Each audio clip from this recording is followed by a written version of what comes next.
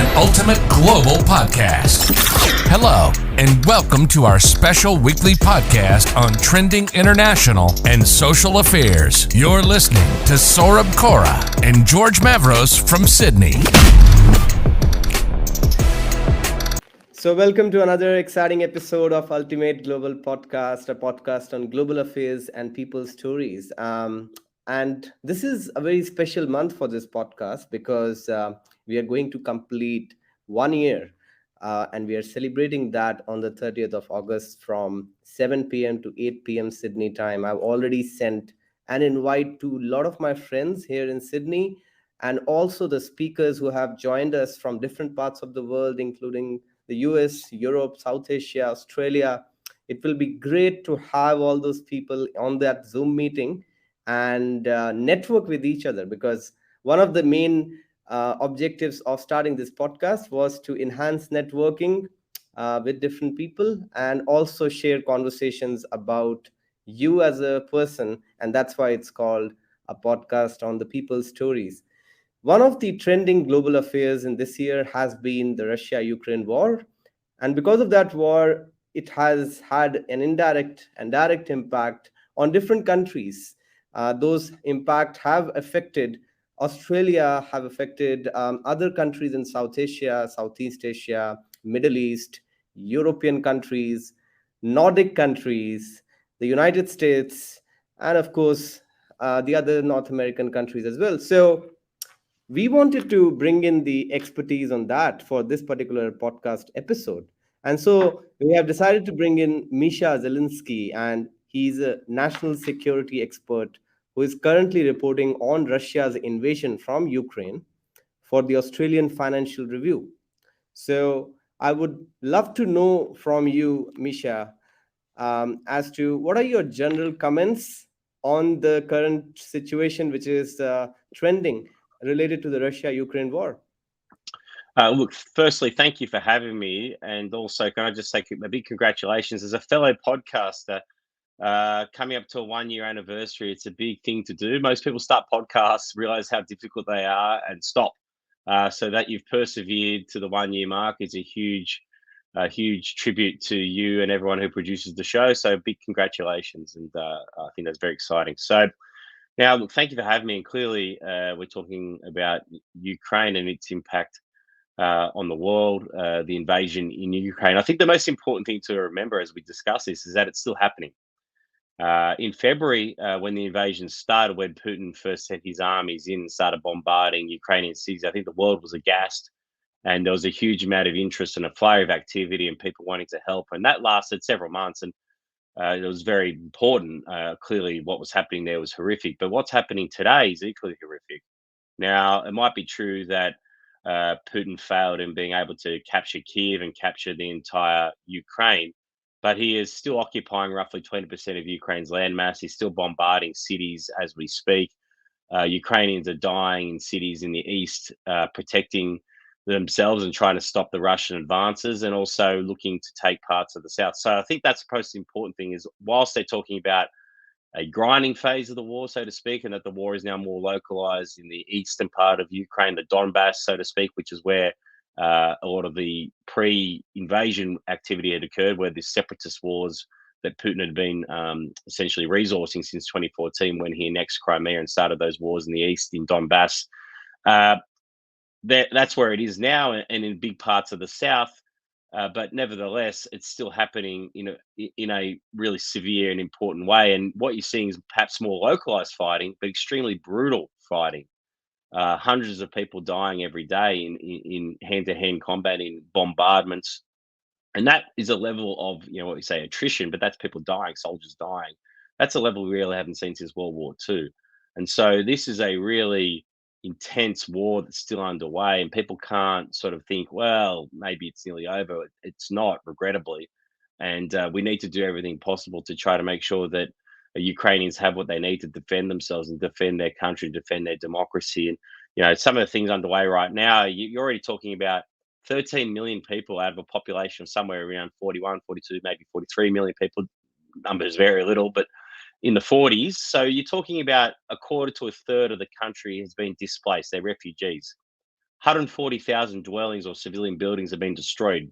So not just 140,000 houses, but including apartment buildings, etc. So that is just an extraordinary number of people that have been displaced from their homes. Millions of people no longer have a home to go to, and they've been scattered around Europe largely, or scattered around the world also.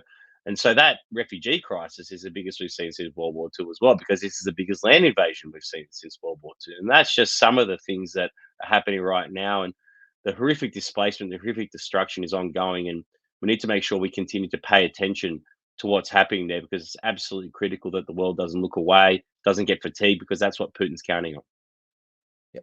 I think one of the questions, Misha, can be that what was the main objective of starting this war? And do you really think that objective has been met from the Russian point of view? And what else can they be trying to achieve from spoiling the things further down in Ukraine, considering the fact that more and more countries now in their neighborhood have decided to join NATO? Right. Well, you've sort of hit the nail on the head there. If you were going to give the most generous interpretation of what Putin's objectives are, that he wanted to stop a democratic, Western-leading Ukraine on his doorstep. He wanted to stop so-called NATO encroachment on his doorstep, in his sphere of influence, as Putin likes to describe it. He didn't want to have NATO on his doorstep, were his essential words. And well, now he's got it. And so if the objective was to stop so-called encroachment, well, in Ukraine right now, good luck finding anyone that has a positive view of the Russian Federation, a positive view of Putin. So he's created the thing that he hates, which is Ukrainian nationalism, so to speak, Ukrainian democracy, and Ukraine's urge and will to join Europe. And so they're now a candidate nation for European Union status. And in terms of NATO itself, well, Sweden and Finland, which are on the border really of Russia, have joined NATO. So NATO's gotten bigger in the time since the war started, only a couple of months ago. So look, Putin's objectives, we don't really know, because the guy's insane, right? And so to sort of apply logic to his motives, I think is a little, probably not for us to do, because we can't put ourselves in his mindset. But what's also clear is that if any of his objectives on a sort of macro basis, he's failed. He hasn't captured Ukraine. He said he'd do it in 3 days. He's expanded NATO. He said he wanted it to shrink and disappear. He's wanted, he's been trying to destabilize Europe and the West for a generation. And all that instability is now, you never see more unity amongst the old Western allies, if you want to call it that. His economy is absolutely cratered. His supply chains are destroyed. And the prestige of Russia, if you want to measure that, is absolutely, frankly, zero for a country that has a lot going for it if it wasn't ruled by a dictator.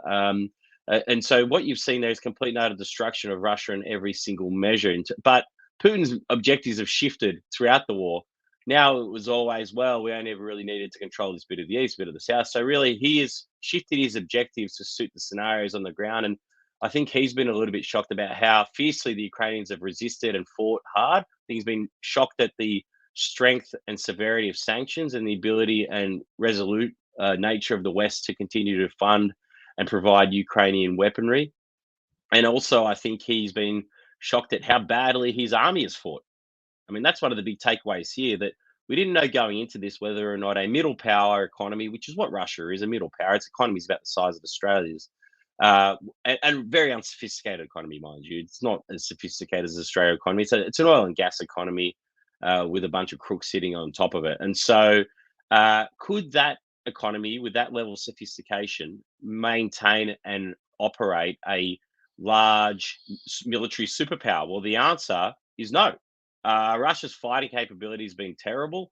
Its lack of integration of its air, sea, and naval powers have been terrible. They lost their flagship vessel. Hasn't happened since the Falklands War, and so they lost it to a military minnow in the Ukrainians. So and to a Ukrainian-built missile. And so the shock and the sheer number of casualties and injuries, his army is extraordinarily depleted. So I think overall, we don't know what his objectives were, but if he was looking for, it's hard to point to any successes. And I think that's the important thing here, which is why the West should continue to be confident. The world should continue to be confident to continue to help Ukraine in its struggle. Absolutely. And just moving away from the Russia's perspective and the objectives of Vladimir Putin, I would also like to ask you about the challenges that the world faces at large at this point of time, both from the geopolitical point of view and financial point of view, because there have been concerns that a lot of countries may end up going into recession due to rising prices, rising Mm. inflation, and a part of it is being questioned and being deliberately pointed out that because of that war, it has affected the inflation part in different countries, because it has a direct impact on the fuel prices and the food prices, and different kind of other prices as well. And also from a geopolitical perspective, because some of the countries have clearly taken sides, either towards Russia, mostly towards Ukraine, and some of the countries haven't clearly taken sides on paper. Talking about countries like India, they Right. haven't clearly said that which side they're supporting. And most of the European countries and other countries have kind of clearly stated which side they're supporting. So, how do you think this geopolitics and financial impact in the coming times for these countries?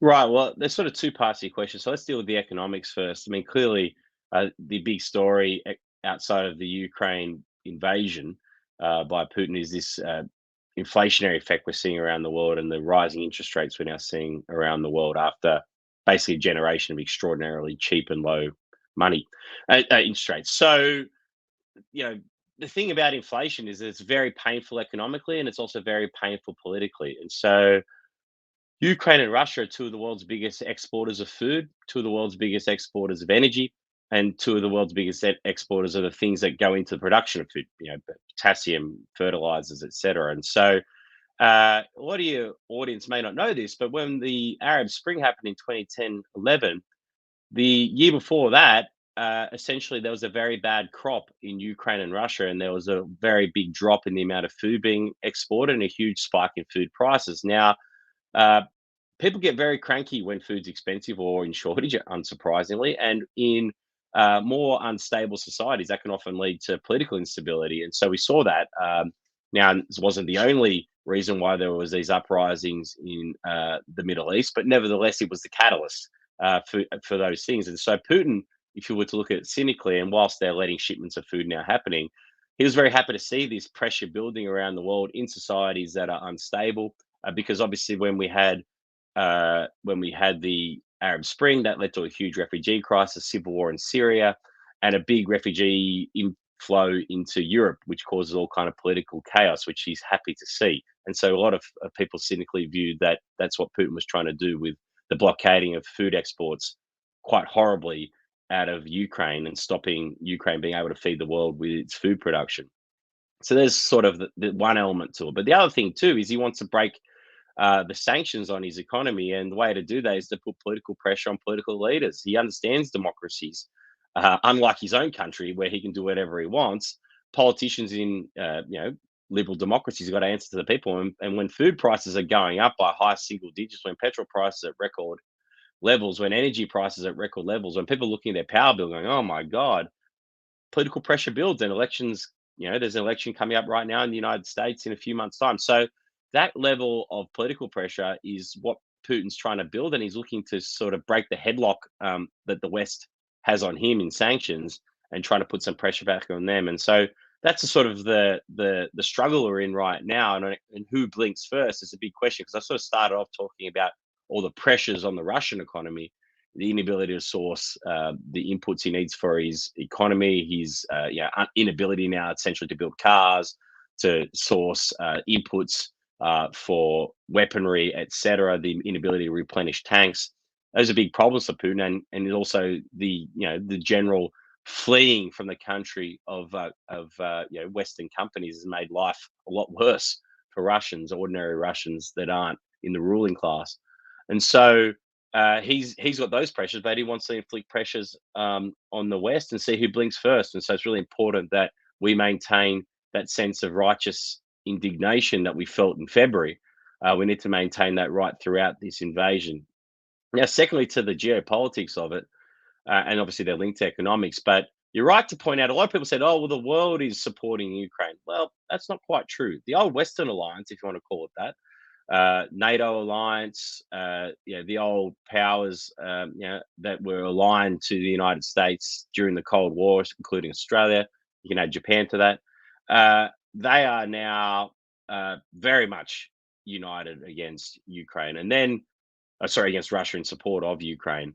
Then, of course, you have the old group of autocratic cronies. You got this forever partnership, this no limits partnership between Xi Jinping and the Chinese Communist Party and Putin's Russia. And that's a big, big thing that happened right before the invasion, actually, at the Beijing Winter Olympics, and a profoundly important thing that I think we'll look back in history as a big turning point. And you're seeing North Korea and the other sort of group of thugs all backing one another. And then, as you point out, there's a sort of group sitting it out. You got India; it's a big one. Obviously, they had a neutrality during the Cold War, where they sort of try to stay out of it. But you got Africa, you got other parts of Southeast Asia, Asian nations, Pacific.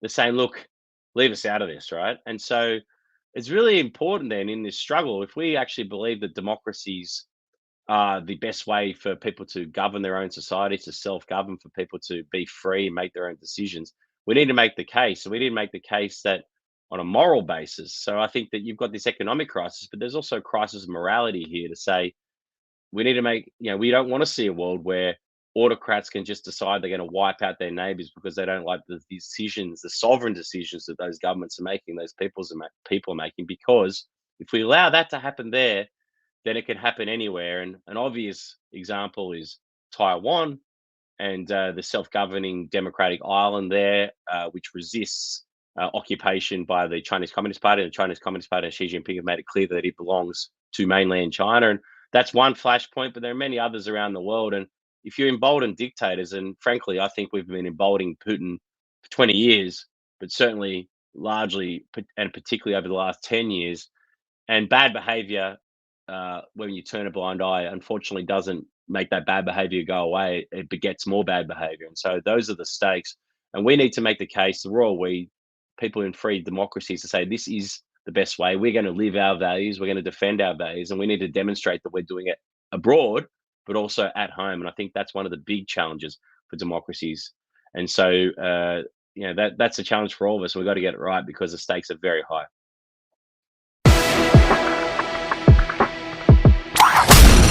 This is an Ultimate Global Podcast.